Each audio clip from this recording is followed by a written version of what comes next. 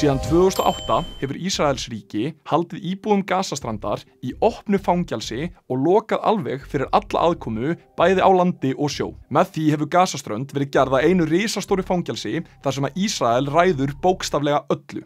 Hvaða lyf koma inn, hvað fær að fara út og hver fær að sjá hvað er að gerast þar inni. Palestína er viðurkennt þjóðríki og hefur aldrei gefið upp sína lögsögu og Ísrael hefur enga heimild til þess að loka almenning þar af frá umheiminum. Það eitt og sér er stórfellt brot á alþjóðalögum. Tilgangur þessara aðgerða Ísraela er að hafa fullkomna stjórn á svæðinu svo þau geti stundað þjóðernishreinsanir án truflana. Árið 2007 til 2010 gaf Ísrael opinberlega út tilskipun að ekki mætti flytja inn meiri mat á svæðið en það sem þarf til að fólk geti borðað 2100 kaloríur á dag. En ef þú fer 1 kaloríu undir það, þá ertu komin undir þau mörk sem að skilgreina hungursneið. En síðan þá hefur Ísrael sleppt því viðmiði alfarið og sprengt upp þá litlu sjálfbæru innviði sem voru til staðar og sveltir nú almenning til dauða. Allar staðhæfingar, líkt og þær sem hafa birst í íslenskum fjölmiðlum að herkví Ísraela eigi lagalegan rétt á sér því að Ísrael hafi gert grein fyrir áætlunum sínum, eru hrein og bein lygi. Engin þjóð hefur rétt á því að slá herkví utan heilt samfélag til þess að framfylgja hóprefsingu og þjóðernishreinsunum og það fer ekki á milli mála. En almenningur deyr ekki ráðalaus. Síðan 2008 hafa 17 mannúðarflotar gert atlögu að því að rjúfa sjókvína. En árið 2010 þá réðust ísraelskir hermenn inn í mannúðarskipið Mavi Marmara og drápu þar 10 sjálfboðaliða og blaðamenn. Skipið stefndi á Gazaströnd með bangsa og lyf. Þar sáum við Ísrael reyna að stöðva flotann með drónaárásum og sálfræðilegum hernaðaraðgerðum gegn áhöfninni. En afstaða íslenskra stjórnvalda til Ísrael virðist ekki haggast og það að Ísrael taki evrópska gísla sem lið í þjóðernishreinsunum sínum virðist ekki breyta neinu. En þvert á markmið Ísraela þá kyndir þetta ofbeldi bara enn frekar undir viðleitni almennings til þess að brjóta sjókvína. En við erum svo heppin að hafa fulltrúa frá Íslandi borð í frelsisflotanum, hana Möggustínu. En Magga Stína er með mér á línunni hérna núna. Hæ Magga, þú ert borð í skipi á leiðinni til Gaza, ekki satt? Hvernig líður ykkur? Hvað líður bara? Eftir atvikum bara vel, sko. Gott að heyra að andinn sé góður, Magga. En af hverju ertu að þessu? Af því að sem sagt, hluti af þjóðarmorðinu felst í því að gera það börnum til dæmis og koma í veg fyrir að þau geti lifað af og noti réttinda og svo framvegis, sko. Þú veist, Pétur, sko, þegar maður er að tala, þú veist, þetta er bara, ég veit ekki eins og hvað ég er að segja. Þetta er bara, þú veist, þetta er svo ógeðslegt.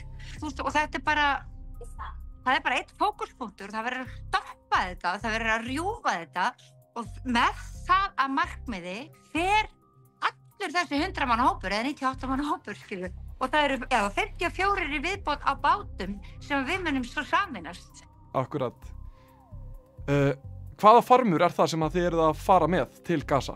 Þessi bátur er líka með hjálpargögn, lyf og svoleiðis, sko, sem að meiningin er að koma inn. En aðal markmiðið er að rjúfa þessa herkví, rjúfa sjókvína. Bóttinn hann fer svona, hann er svona hugsaður eins og öldugangur.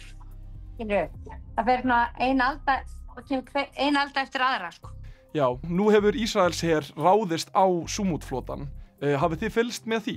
Já, við fylgdumst með þessu þegar þetta var að gerast á bátnum og það kom ekki á óvart, ég er ekki að segja það, en það er náttúrulega sko algjörlega, fullkomlega súrrealískt og algjörlega fráleit staðreynd að þetta hernámsríki leyfi sér að fara og stunda sjórán, taka báta í gíslingu og ræna fólki af þeim og taka það til fanga. En þetta er sem sagt ekki fyrsta skipti og ekki annað sinn og ekki þriðja sinn, sko. Nei, akkurat.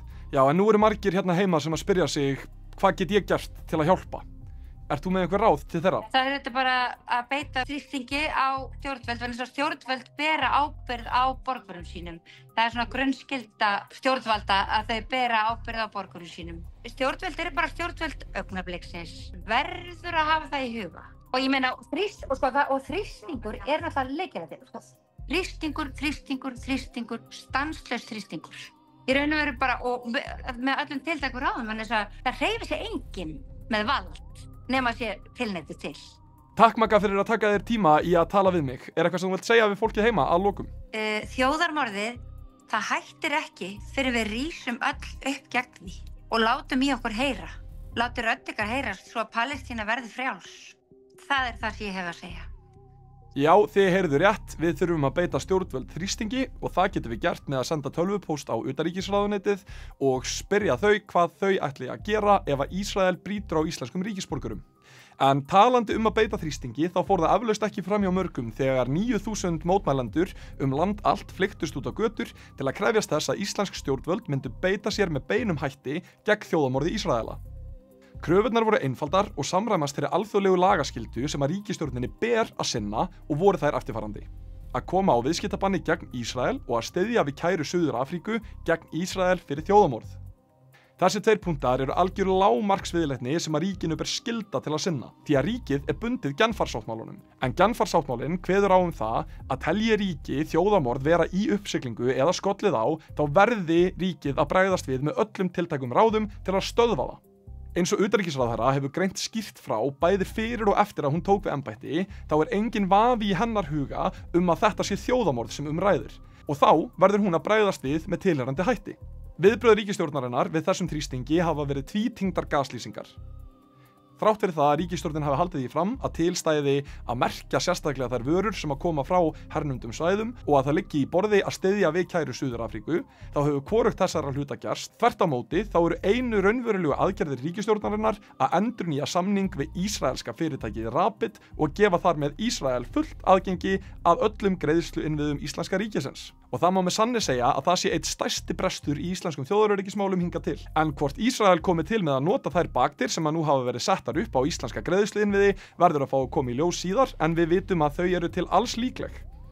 Takk fyrir mig og þangað til næst.